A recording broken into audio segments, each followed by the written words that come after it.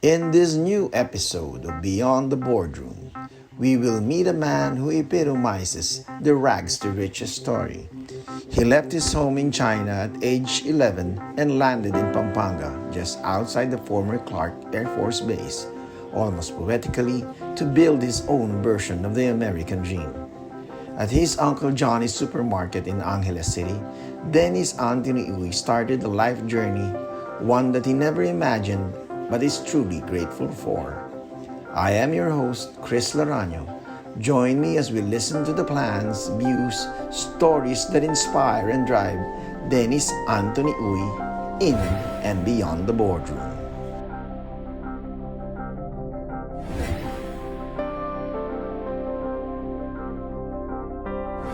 Good morning, Sir Dennis. Thank you for allowing Context.ph to interview you on this weekend. We'll basically discuss your life, the, the days when you were still struggling, and now that you're, should I call you a billionaire now? Thank you, Eric, for having me. And thank you for this opportunity also. Okay. Sir, let's go first to your life story. You were, what, 11 years old when you came to the Philippines. Could you tell us the life you were spending in Fujian province, right? How was life there before before the family decided to emigrate to the Philippines? I think during that time, 1978, is early, that's a cultural revolution. No? So China at that time is really hardship. Now you can see it's all controlled by the government. No? So even the food is allocation also during that early days. So they provide you education, but life, I tell you, compared to other countries, is really behind. No? And that's under communist regime. No? So, and my uncles already in Pampanga, and my parents, they decided to ask my uncle to petition us out to uplift our living standard. Well, so when you arrived, basically, you came from a communist country, came to the Philippines, just right beside the American bases. So what was that? It's like starting and building your own version of the American dream in Pampanga. Well, that's usually even the old days of Chinese, no? They came to the Philippines. They really want to have a on dream to become a better future. No? So you can see a lot of Taipans already in the Philippines. All of them from China, usually, especially from Fujian provinces. Right? Yeah, I heard that it's just one boat ride away to the Philippines. That's true. Because we had the coastal road, coastal shore between the Philippines and in Fujian. Actually, this is just only beside Taiwan. It's very near. If you're talking about by early days, by ship, it took you at least 4 days or 5 days you reach here already. Yeah. So, paano yung goodbye, sir? Nung umalis kayo, una mo nang umalis is your father and your kuya, di ba? Hindi naman kayo sabay-sabay. No. I think, actually my grandpa is already died in Philippines, early days, no? And then my uncle established already business here. In 75, I think 3 years earlier than me, my dad and my elder brother Jack came to Philippines first. And maybe they just, because we are that young that time, my dad want to see what is the opportunity we can, if he will take out the whole family to out to China. No? When you came into the Philippines, you don't know, you just spoke Chinese. Zero. With no English, no read English, no Filipino languages, just only fluent Chinese. Fujian. Yeah. So, how was life like when you arrived in Pampanga? Well, luckily because I have an uncle with a supermarket here. So when we come here, so normally you need to help the business. So the life here is, compared to China, is better because you have, at least you have 3 meals a day here, and you have a better education here. So when we come here, my uncle put me right away after 2 to 3 days of stay in give us assignment where we're going to stay. He bring me immediately right away to mingle with the public school students already. He enrolled me in Santo Rosario Elementary School. I still remember. so, So talagang wala kang, paano kayo, you can't even speak a single word of English No. or Tagalog. No. So how did you cope? So, when you, that young age, no? So, slowly, every day, that's good thing, no choice, because you surrounded all new environment, and you're forced to learn. Especially, I learned Kapampangan first before Tagalog. Because it's locally, all my uncle workers, they're all Kapampangan. That's why, until now, Sige nga sir, magsalita ka nga na Kapampangan. my Kapampangan is more fluent. Tayo naririnig naman kita magsalita ng Tagalog, but Yeah. batiin mo sila. Kapampangan is already in my heart, in my brain, because that's my use practice already in local language. Mhm. Tapos then you started working na at a tender age. When did you start? So when I just need to work the multiple functions, no? So at 11, so we because supermarket, you can see that time there's no aircon yet, no? So there's a lot of flies. So I need to run all these flies. That's only easy job to me, right? So aside from that, I need to help take care of the door during the night, because the family of my uncle, they stay in the same store in the ground floor, and they stay in the 4th and 5th floor. So usually on my cousins, they going in and out. They want to make sure someone trusted in hold the key, because that's entry of the stores, no? So they have 11 siblings. So usually every night they go out in and out. The keys with me, I need to open. So I got more interest to like a maintenance, because the supermarket, you have a maintenance group. What they're doing is every day they maintain the walking freezer, they maintain the utilities and everything. I got interest, so I got amazed, and so I stay in the maintenance group, starting there.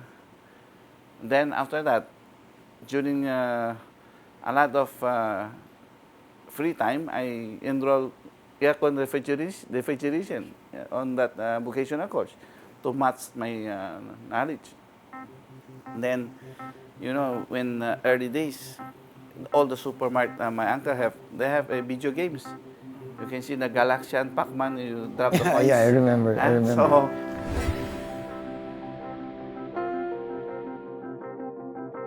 that got my interest also, because the circuit board, you just replace the chipset, the ROM, it's become different programs. So I learned how to fix these things and sometimes the coin is stuck in the middle. The machine will not use. You need to open it, then fix everything to let the client use. So from there, I got my interest towards that vocation. Yeah. So when you went to college, you took up what? I took my in college in electrical engineering in Holianjet. But In between this, nag-start ka na rin ng sariling business, di ba? You went to San Juan to... When I think early 80s, 83, we came in 78, 83. That's almost 5 years. We started a small business. This is video rental. Because during that time, there's a lot of balikbayan or this OFW. Saudi Arabia is the most famous that time because they need a lot of Filipinos. Even the manager of my uncle's supermarket was pirated in Saudi. He become a general manager of one of the supermarket. So they pull out a lot of talent in this area. So when they come back, they bring a lot of tapes, video tapes. So we got interest and we started, few tapes, 11 or 12 tapes and one machine or two machines. Then we asked my uncle permission to put the video rental Just in the supermarket itself. inside Johnny's. Inside Janice. That's we start. That's we call that Jack's Video. That's under the name of my kuya. Yeah. So after that, so when did you, because you're already in video, so it's not a big jump going to cable. No, the video took us a while, no, because regulation is not came out like 36. Regulation came out after it's a revolution when Tita Cory became our president. Then we government put a called Video Regulatory Board. So that's almost 89, 90. They came out 80, 86, 87, 88. The optical media board. Optical media, BRB. So the first, I still remember, General Carbonell is the head of the BRB. Because when the piracy required by US, they rate all this video recopying, right? Na-raid yung Yes, pinagkukuhanan mo. all of them, even in Green Hills. And when the video, that's why I always there, because after my high school days, I waiting the production master copy to bring it here to recopy, and then I can rent it out to the community here. And that time is very good, because during that time, America still presents. During weekends, these people, they rent is like 20 or 30 tapes, and because they say, going back to base to watch these movies. No?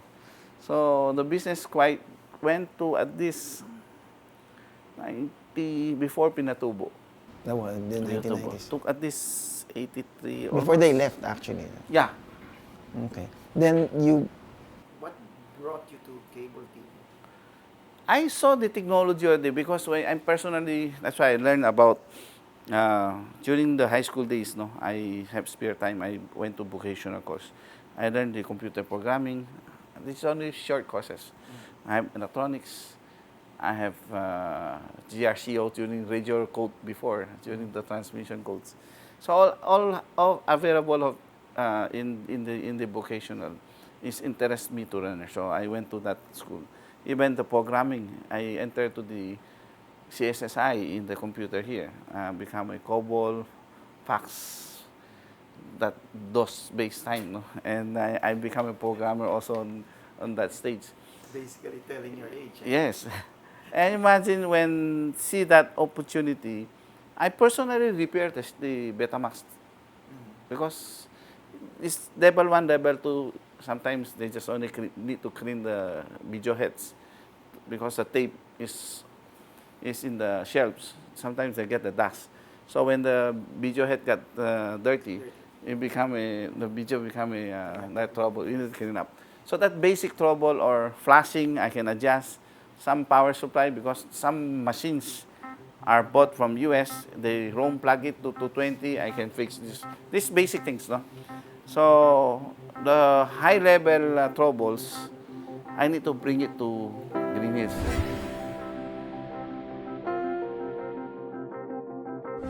There's a lot of specialized brands, no, called JVC. Japan, Video Corporation. yes, is located in Pasay Road. So that's a service center. It's owned by Attorney Salud.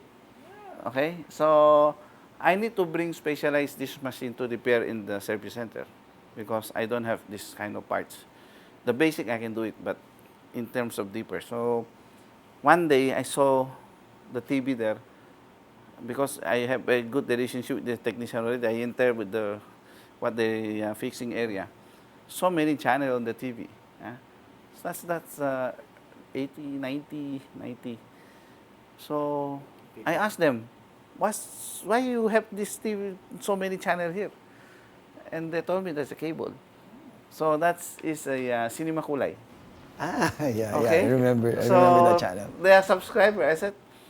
I got amazed. I said, my province before, during the American days, we just have a FEN. But we don't have that much channels, right? So I said, this is interesting. And I saw there's HBO, there's ESPN, there's a CNN. Oh, this is might kill the television. the BCR, no? So that's another journey. So I got interest to find out where's this supplier and who this company is. So I went to San Juan, the main operation center. I researched them, who are the owners. The CCTV. No, the cable TV stations. The one near Wilson. Yes, Yeah, that's the head office before. And then I met Leo San Miguel there, and one of the technicians. So they explained to me who's the supplier, how you can do this. So finally, I got my license here in this area in that early days, 91, 92, yeah. And that started the cable. How many subscribers did you have? And eventually, what clicked again? Actually, do you know that time cable days, it's not cheap. It's very expensive. To able to install household, this cost you almost 2,000 pesos, 2,005. So I think that start me to roll out the cable. And personally, I want to learn because I have technical background already. And we open also the appliances store, which is my family started. First baker I still remember Tamarao. So I need to create a something like the truck pulling, so I can pull some wheels, the cables, and other rack. So that's only vehicle we have. Yeah, installation. I'm the one personally climbing the pole to fix with my few people. Yeah. And obviously it proved successful, di ba? Dahil it eventually led you to buy, when you were buying other cable companies, nasa isip nyo na ba yung later on you'd be doing this, which we now have, Converge? Yes, because that is the footprint already connected to the homes, no? So eventually the technology will change, right? So you can see from tape. Could you imagine Betamax now? You can have fingertips. You have Netflix already. That's the cloud already. Transition, all these things took you 3 decades before we become that, right? So during that time, if I ask that, is if you're thinking why I should go expand areas. After Pinatubo, I think 95, 96, I started using the fiber optic, the first. And I still remember the fiber is so expensive, $8 to $9 a meter. So now it's centavos as of today. So I need to link between Clark to Angeles because the more cascade amplifier you have, the more quality of signals noise at the end is very bad. So you put the fiber, the quality is keeping a lot better. So the technology is already using the backbone and transmission of the fiber.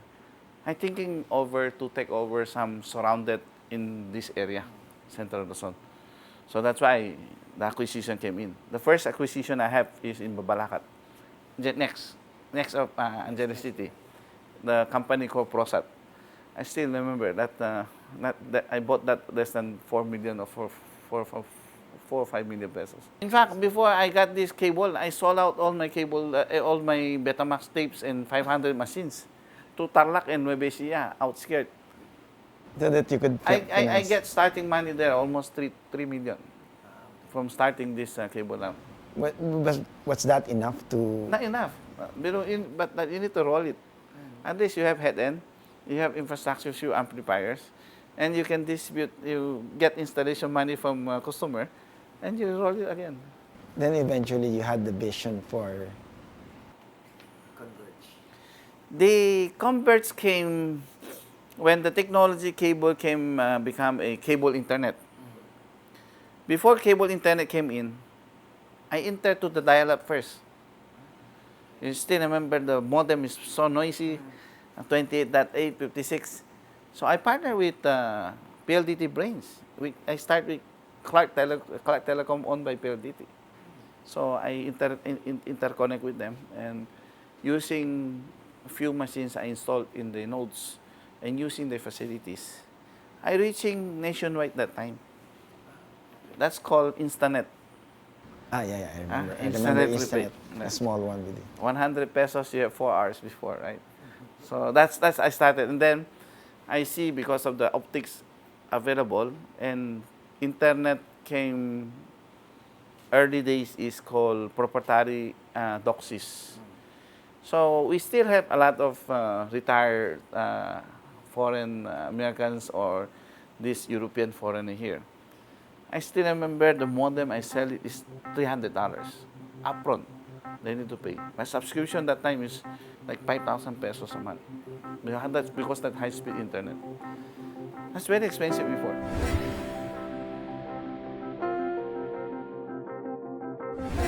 What made you decide to go public? I make the whole plan already. By that time, I'm not that big. I think still below 100,000 subscribers. But my revenue is close to $1 billion already from this operation of Central Luzon and Metro Manila. In fact, when I came to Metro Manila, I have a partnership with Destiny Cable. So Destiny, the arena team is my ninang. So because I have a technology, I tell them I will improve you cable internet to consumer. In fact, they are the first cable internet. They're more advanced than Sky before in terms of internet service. So they have infrastructure, they have excess fiber. What I'm asked them is, let me support you in your consumer technology and excess of the fiber. Let's go to the enterprise and we have revenue share. Because during that time, it's not easy to come to Metro Manila. Because there's a big giant overwatching you. When you step in my line, it's not easy to come that huge market. So that's my stepping stone, come to Metro Manila with Destiny Cable. In fact, before we decided to massive rollout in Metro Manila, we have a corporate base already. That's the reason we came into Manila. So that decision came and then right before the pandemic, you got listed. Or even Yes, actually the pandemic. Actually, before pandemic, I do some exercise because I understand this industry, you need a huge capex. When we roll out the whole plan at 2016-17, I know if I'm going to maximize the whole country, I need minimum $2 billion capex to maximize roll out the whole Luzon, Visayas, Mindanao, including subsea cable, including the backbone distribution. That's minimum requirement because we have close to 25 million homes and 100 million populations. So you imagine how much revenue I have. I just have only one B gross during that time. So I need to looking some private equity want to come to me. And I do a lot of exercise like fashion show to these investors to make sure I can get the best talent and best benefit for the company. Technology-wise, because I'm there. Luck for me during that time is the professionalize the company. Yeah, they have a. I need someone like have track record from the outside. In fact, Robert flew in CEO of Deutsche Telekom to meet me because Deutsche Telekom is the investor. So when the CEO of Deutsche Telekom came to me, we are discussing about the cable industry. He's also from cable industry. So what we are talking about technology, almost the same the direction what I want. So I got chemistry with that guy. So I said, okay, we understand each other very well. So that they decided to come Converge. In fact, we got $225 million from Robert. That's, I think, 2019. And then we massively rolling out that infrastructure because we have got capital already. And who thought pandemic will strike us? But the pandemic was actually a blessing in disguise for you guys. But it's not easy, right? Yeah, I know. It's very challenging. but that was a great, timing. Great timing for everyone because that allowed people to, diba? Yes. to use more internet. And good thing, the money came here before the pandemic. And we maximized rollout the infrastructure. I think that's already, we are not reaching beside that, but the plan of the subsea is already there.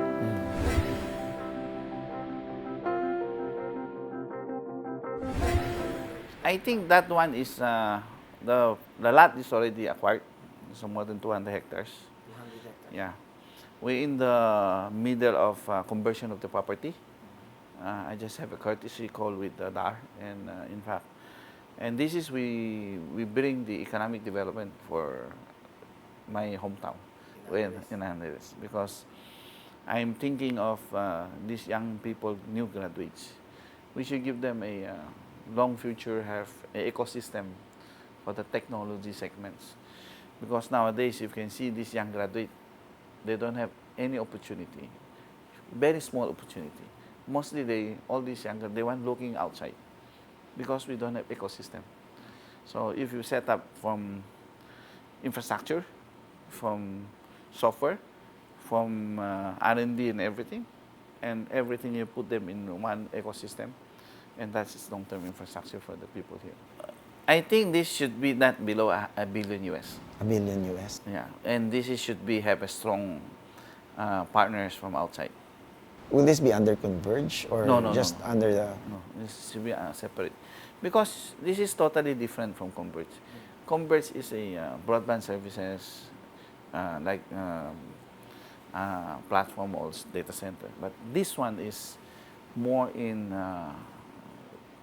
training institute, R&D, software house, with so many talented like animation, gaming development.